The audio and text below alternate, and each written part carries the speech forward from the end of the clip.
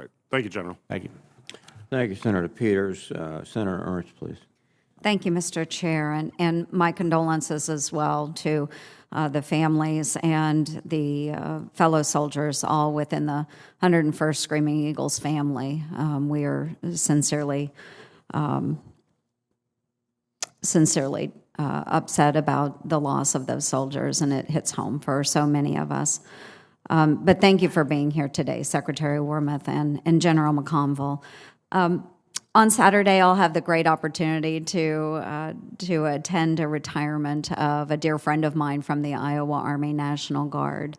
And it seems that many of us that have gray hair are seeing many of our friends and family members retire through the years. And General McConville, I wish the best to you and to your family as well. And we know as we're stepping out of the uniform and out of and that we soldiers. I do want to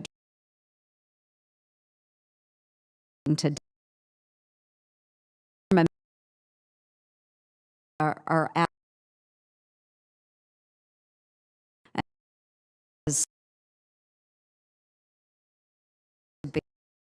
September Army to 5,000 soldiers.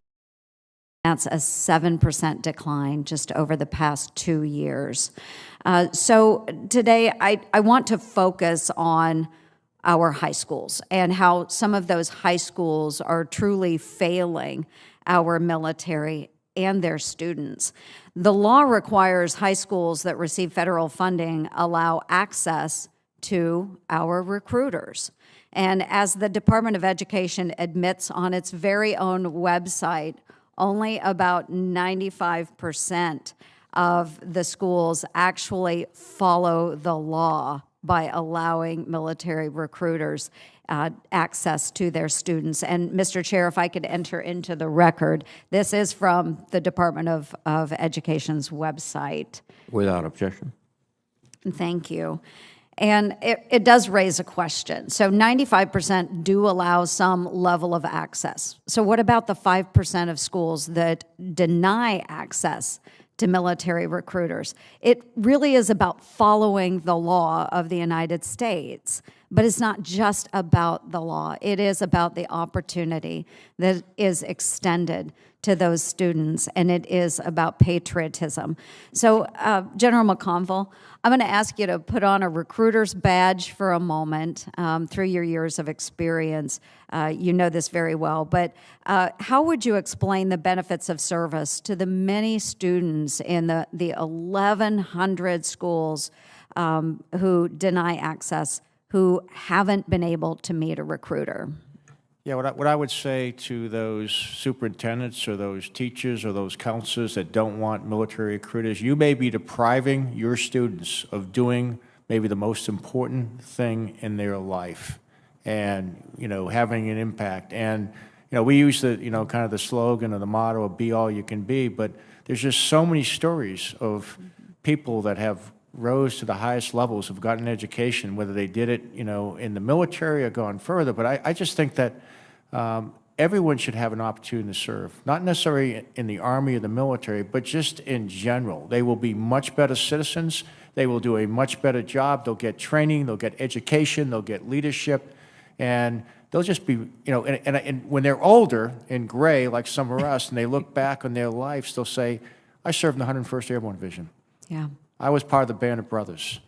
It was a young woman from the 82nd. We asked her why she joined the military, and she was at Kabul and did some incredible things. And what she said to us was, she goes, I didn't want to go through life without having an impact.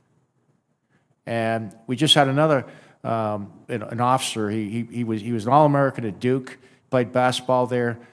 He played professional basketball, and he was talking at an event for us. And he served with the Rangers. He came back and goes, I worked under Coach K. It was a great team. Played for 2 professional basketball teams, but the best team I ever was on was the Army. So, outstanding. And I know one of my staff members this morning, he mentioned this is how he came to serve, he met a recruiter at his school. So I think it's really important that we allow that access because, as you said, so many people that join, they join because they have a family member. Yeah. But there's a whole swath of young men and women that are incredible and really deserve the opportunity to serve. They just have to be exposed. They only know what they know. And those recruiters can really take in, discussions about benefits and patriotism. And so we think that that's really, really important. So I do have some questions that I'll submit for the record, Secretary Wormuth, for you as well, in regards to recruiting. But we certainly want to make sure that we're correcting this by the high schools, and I have legislation I'm working on to do that. But I thank you both very much. General McConville, thank you for your service. Thank you, Secretary. Thank you, Senator Ernst. Senator Kelly, please. Thank you, Mr. Chairman. And I couldn't agree more with the senator from Iowa, on this, the, opportunity to serve